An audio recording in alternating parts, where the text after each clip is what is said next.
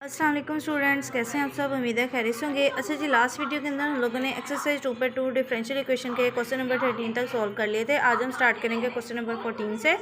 और इसके अंदर मेरे बेटा जो हम अभी तक हमारा कॉन्सेप्ट यूज़ हो रहा था, सेपरेबल इक्वेशन का यूज़ हो रहा था। ठीक है, तो सबसे पहले हम लोगों ने ये स्टेप इसमें देखा था कि हम लोगों ने हमेशा dx डेरिवेटिव के साथ सारी एक्स वाली टर्म्स को रखना है, चाहे लेफ्ट में राइट में सारी इसके साथ होनी चाहिए। और डी वाई वाली हमारे पास जितनी भी वाई वाली सारी टर्म है डी वाई डेरिवेटिव के साथ होनी चाहिए। ठीक है, क्वेश्चन नंबर 14 हमें कुछ इस तरह से गिवन है, एक्स 1 + y का स्क्वायर पावर 1/2 dx है और साथ y 1 + x स्क्वायर के होल पावर 1/2 dy है। ठीक है, तो हम लोगों ने क्या किया कि सबसे पहले तो ये वाली टर्म इधर ही रहने दी, ये वाली दूसरी साइड पे लिख दी, या इसको थोड़ा सा अरेंज करके लिखते हैं, लेकिन 2 = 3 लिख दें या 3 = 2। वैसे तो ये इक्वल नहीं है, मतलब मेरे कहने का मतलब ये है कि अगर इस तरफ की चीज़ को इस तरफ लिख दें, इस तरफ लिख दें, अगर सेंटर में इक्वालिटी का साइन है तो वो इतना इफेक्ट नहीं करेगा। हाँ, प्लस माइनस का केस हो तो फिर इफेक्ट करेगा। अब दोनों ही पॉजिटिव पड़ी हैं तो इधर उधर रखने से इनको कोई फ़र्क नहीं पड़ेगा। अब हम लोगों ने क्या करना है, डी वाई को इसी साइड पर रहने देना है और वाई वाली टर्म भी इसके साथ चाहिए। हमें ये एक्स वाली टर्म को इस एक्स के साथ लाना है और इस वाई वाली टर्म को इस वाई के साथ लाना है। तो ये टर्म इधर मल्टीप्लाई हो रही है, इधर आगे डिवाइड हो जाएगी, ये भी टर्म इधर मल्टीप्लाई हो रही है तो इधर जाके क्या हो जाएगी, डिवाइड हो जाएगी। जी, देखेंगे इसको सिंप्लीफाई किस तरह से किया जा सकता है। अब देखें, हम लोगों ने जब इसके प्रीवियस क्वेश्चन सॉल्व किए थे तो हम लोगों ने एक चीज़ देखी थी, अगर फंक्शन और उसका ऊपर डेरिवेटिव पड़ा हो तो फिर इसका लॉग ले लेते हैं, नेचुरल लॉग ले लेते हैं। या यूं केस हो कि अगर फंक्शन और उसके आगे उसका डेरिवेटिव पड़ा हो तो उसकी पावर में एक ऐड करवा देते हैं और सब्ट्रैक्ट करवा देते हैं। ठीक है, तो यही अगर आप लोगों ने मेरे प्रीवियस वीडियोज इस एक्सरसाइज की नहीं देखी तो काइंडली मेरे बेटा वो ज़रूर वॉच करें ताकि आप लोगों के एक अंडरस्टैंडिंग डेवलप हो जाए इस चीज़ के साथ। ठीक है, और अगर मेरे बेटा आप मेरे चैनल पे न्यू है और अभी तक आपने मेरे चैनल को सब्सक्राइब नहीं किया तो काइंडली मेरे बेटा कर लें और बेल आइकन के बटन को प्रेस कर लें ताकि मेरे आने वाली वीडियोज़ की अपडेट आपको मिलती रहे। जी, दूसरों से ज़्यादा शेयर किया करना। शेयर करना क्या होता है, सदका जारिया होता है। मे भी मेरी वजह से आपकी वजह से किसी की हेल्प हो जाए और हेल्प करना क्या होता है, अच्छी बात है। अच्छा जी, बात करते हैं अपने क्वेश्चन की। अब मैंने सिर्फ इनके डिनोमिनेटर वाले चीज़ को सेपरेट करके लिखा है ताकि आप लोगों को डेरिवेटिव वाला कॉन्सेप्ट भी क्या हो जाए, रिवाइज हो जाए, क्योंकि वो यहाँ पे बहुत ज़्यादा यूज़ हो रहा है डेरिवेटिव का कॉन्सेप्ट जो है। और आप लोगों के एक हेल्प के लिए मैं ये भी कह सकती हूँ कि आप लोग मेरी प्लेलिस्ट में जाकर कैलकुलस के जो चैप्टर की वीडियोज़ हैं उनमें डेरिवेटिव इंटीग्रेशन किस तरह से लिया जाता है वहाँ से भी समझ सकते हैं। अगर मज़ीद आप लोगों के यहाँ से ही अगर अच्छे तरीके से कंप्लीट वीडियो वॉच करें तो इंशाल्लाह वो चीज़ क्या हो जाएगी, क्लियर हो जाएगी। अच्छा, बात करते हैं 1 + y² का। अगर हम लोग डेरिवेटिव लें, डी ओवर डी वाई लें, वाई के रिस्पेक्ट से ले रहे हो तो 1 का तो कॉन्स्टेंट का डेरिवेटिव क्या हो जाएगा, 0 हो जाएगा। y² का डेरिवेटिव क्या आ जाएगा, 2y आ जाएगा। यहाँ से बात करें तो 1 + x², इधर 1 का कॉन्स्टेंट का डेरिवेटिव 0 हो जाएगा और x² का डेरिवेटिव हो जाएगा हमारे पास क्या आ जाएगा, 2x। 2x ऐसे आता है पावर स्टार्ट पे और पावर में से एक कम, मतलब x² लिखा हुआ और उसको हम लोग डी ओवर डी एक्स के रिस्पेक्ट से डेरिवेटिव कर रहे हैं तो पावर एक दफ़ा स्टार्ट पे आ जाएगी और फिर पावर में से एक कम कर देते हैं। ठीक है, मज़ीद x के derivative D over D x से हम लोग क्या करना था, ये x और x क्या हो जाता है, सेम हो गया, ये चीज़ पूरी 1 बन जाती है और ये वाली चीज़ में से 1 माइनस करके तो हमारे पास क्या रह जाता है, 2x रह जाता है। तो ठीक है, इसलिए मैंने यहाँ पे 2x और यहाँ पे 2y लिखा है। अब क्वेश्चन की फॉर्मेशन कुछ इस तरह से है कि हमें y और x तो उनके न्यूमरेटर में मिल रहे हैं, अब इनके साथ इन कोफिशिएंट्स की कमी है, यहाँ पे 2 और यहाँ पे भी 2 होना चाहिए। तो हम लोगों ने इसका डेरिवेटिव इसको बनाने के लिए हम लोगों ने 2 से डिवाइड भी करवा दिया और मल्टीप्लाई भी करवा दिया। 2 से डिवाइड भी करवा दिया या 2 से मल्टीप्लाई भी करवा दिया, दोनों साइड आप देख सकते हैं। ठीक है, अब अगर मजीद हम लोग इसको डिनोमिनेटर से न्यूमरेटर में लेके जाए, नीचे पावर पॉजिटिव थी, ऊपर जाके क्या हो जाएगी, नेगेटिव हो जाएगी। अब फंक्शन उसका आगे डेरिवेटिव पड़ा हो तो फिर इसकी पावर में जस्ट क्या करते हैं, +1 ऐड करते हैं और उसी से क्या करवा देते हैं, डिवाइड। यहाँ पे भी हम लोगों ने यही स्टेप क्या करना है, रिपीट करना है, पावर में एक ऐड करना और उसी से क्या करवा देना है, डिवाइड। साथ आ जाएगा सी इंटीग्रेशन कांस्टेंट। ठीक हो गया, ये लिखना बहुत ज़्यादा ज़रूरी है जब आपके पास इनडेफिनिट इंटीग्रल हो, लिमिट्स के बगैर वाला। अब मैंने इसको मजीद साइड पे थोड़ा सा इसकी पावर को सिंप्लीफाई करके रखा है। -1/2 + 1 को अगर हम लोग एलसीएम से सॉल्व करें तो दोनों का एलसीएम हमारे पास क्या आ जाएगा, 2 आ जाएगा। तो जिसके डिनोमिनेटर में एलसीएम पड़ा होता है उसको ऊपर वाला नंबर एज इट इज लिख देते हैं और साथ दूसरा नंबर उससे मल्टीप्लाई हो जाता है। तो -1 और ये क्या हो जाएगा, 2 × 2।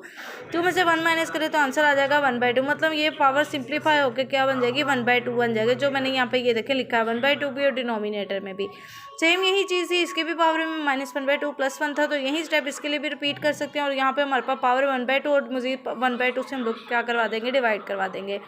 अब ये वाला जो डिनोमिनेटर के डिनोमिनेटर में पड़ा होता है चीज़ या नंबर वो ऊपर जाके मल्टीप्लाई हो जाता है। मतलब अगर मैं कहूँ ये 1/2 है और यहाँ कोई डिवीजन पड़ी और इसकी डिवीजन के अंदर भी 1/2 है, तो ये जब ऊपर जाता है ना तो ये यूँ फॉर्म बन जाएगी 2/2 वाली, जो कटिंग जो मैंने इस वजह से ये की हुई है। ठीक है, यहाँ से ये 2 कैंसिल हो गया, आपके पास सिर्फ रह जाएगा 1+y² की होल पावर 1/2 और 1+x² की होल पावर 1/2 प्लस c1 आ जाएगा इंटीग्रेशन कॉन्स्टेंट। आप लोगों ने वीडियो को पॉज कर लेना है और क्वेश्चन को कंप्लीट क्या कर लेना, नोट कर लेना है, इससे आप लोगों को फ़ायदा होगा। एक दफ़ा अगर आपने कंप्लीट वीडियो वॉच कर ली, उसको अच्छे से अंडरस्टैंड कर ले, दोबारा जब प्रैक्टिस करेंगे तो होपफुली कि आप लोगों को ये चीज़ काफ़ी हद तक अंडरस्टैंड हो चुकी होगी और गारंटी है इस चीज़ की। लेकिन इसके लिए क्या है कि आपको प्रैक्टिस करना बहुत ज़्यादा ज़रूरी है। बात करते हैं क्वेश्चन नंबर 15 की। क्वेश्चन नंबर 15 के अंदर आप लोगों के पास है ds/dr equal to ks। Differential equation कुछ इस तरह से गिवन है। पहले हमारे पास x y के वेरिएबल थे जिनके साथ डील कर रहे थे।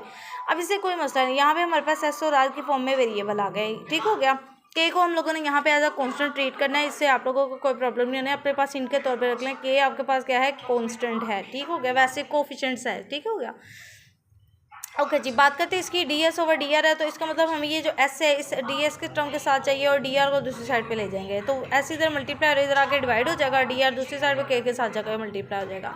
k को एज अ कॉन्स्टेंट ट्रीट करेंगे, बाहर रहने देंगे और dr पे इंटीग्रेशन अप्लाई कर देंगे। इस तरफ ही हम लोगों ने क्या करना है, 1/s ds पे इंटीग्रेशन अप्लाई कर देंगे, बिकॉज देखिए s वाली टर्म s के साथ पड़ी हुई है, यहाँ और मजीद कोई r वाली टर्म नहीं थी जो हम इसके साथ लेके जाते हैं। अगर फंक्शन और उसके ऊपर डेरिवेटिव पड़ा हो, यहाँ x होता, y होता, z होता, w होता, कुछ भी होता, अगर वो सिंगल वेरिएबल पड़ा हो, ऊपर 1 पड़ा हो, तो मतलब ये उसका डेरिवेटिव है।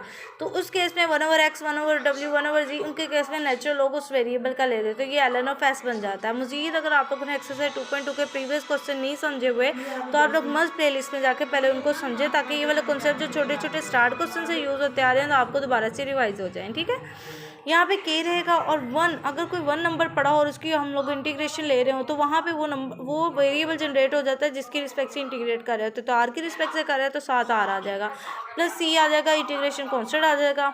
मजीद अगर लॉग से बचना चाहते हो तो दोनों तरफ हम लोगों ने एक्सपोनेंट अप्लाई कर दिया। एक्सपोनेंट जब अप्लाई करेंगे, एक्सपोनेंट और ln एक दूसरे के इन्वर्स होते हैं, तो ये एक दूसरे से कैंसिल होगी, यहाँ रह जाएगा s और इस साइड पे मेरा बेटा क्या बन जाएगा, kr प्लस c1।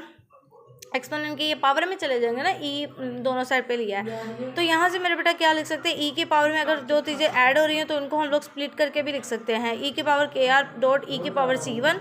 और यहाँ से मजीद अगर हम लोग इसको इस सिंगल टर्म में ले लो, प्रॉपर्टी में क्या करेंगे, ये सी स्टार्ट पे आ जाता है, ई की पावर kr रह जाएगा। या आप लोग यहाँ तक भी लिख रहे हैं, यहाँ तक भी लिख रहे हैं तो इनफ है, कोई मसला नहीं है इसका।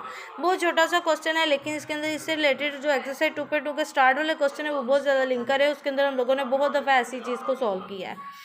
बात करते हैं क्वेश्चन नंबर 16 की। क्वेश्चन नंबर 16 के अंदर डिफरेंशियल इक्वेशन कुछ इस तरह से गिवन है, dq/dt is equal to k time q minus 7d लिखा हुआ है। ठीक हो गया, तो आप लोगों ने क्या करना है, सबसे पहले तो डी क्यू वाले के साथ क्यू वाले टर्म को लेके आना है और डी टी अगर वो कोई टर्म मौजूद है तो उसके साथ ले जाना है। तो यहाँ पे टी वाली तो कोई टर्म नहीं, तो इसलिए डी टी उधर ले जाएंगे और ये क्यू माइनस 70 वाली टर्म को हम डी क्यू के नीचे ला कर क्या करवा देंगे, डिवाइड। अब देखिए टोटल हमारे पास ये क्यू वाला फैक्टर पड़ा हुआ है और ये टी वाला पड़ा हुआ है, दोनों तरफ इंटीग्रेशन अप्लाई कर देंगे।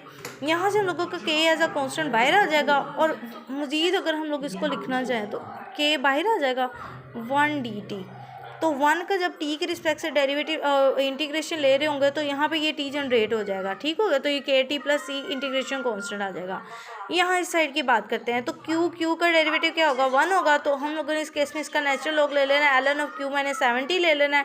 वही एक्सपोनेंट वाला यहाँ तक भी आप लोग रखते हैं ln तक, तो बात इनफ है, अगर इसको एक्सपोनेंट में भी लेके जाते हो तो कोई मसला नहीं है। ये ई की पावर में चला जाएगा, यहाँ से ई और ln कैंसिल होकर आपके पास क्यू माइनस 70 रह जाएगा और ई रेस्ट पर के टी और ई c1 रह जाएगा। इस पूरे को हम सी लिख सकते हो, तो ये सी टाइम ई रेस्ट पर के टी आ जाएगा। सेम यहाँ पे भी हम लोग ई रेस्ट पर c1 को पूरे को हम लोगों ने सी कंसीडर किया था और साथ ई रेस्ट पर के आर लिख दिया था। आप लोगों ने वीडियो को पॉज करना है और क्वेश्चन को अच्छे से साथ साथ क्या किया करें, नोट कर लिया करें, ताकि आप लोग अगर बाद में कभी अपना रजिस्टर खोलें, लेकिन जितने मर्जी यूट्यूब लेक्चर ले लें, जितना मर्जी कुछ समझ लें, क्लास लेक्चर लें, जब तक आप प्रैक्टिस नहीं करते चीज़ों का मज़ा नहीं आता। ठीक है, चीज़ों को प्रैक्टिस करना है और मुझे कमेंट सेक्शन में ज़रूर बताना है। एटलीस्ट अगर आप एक भी क्वेश्चन खुद से सॉल्व करने के काबिल हो जाते हैं तो बात पूरी हो जाती है।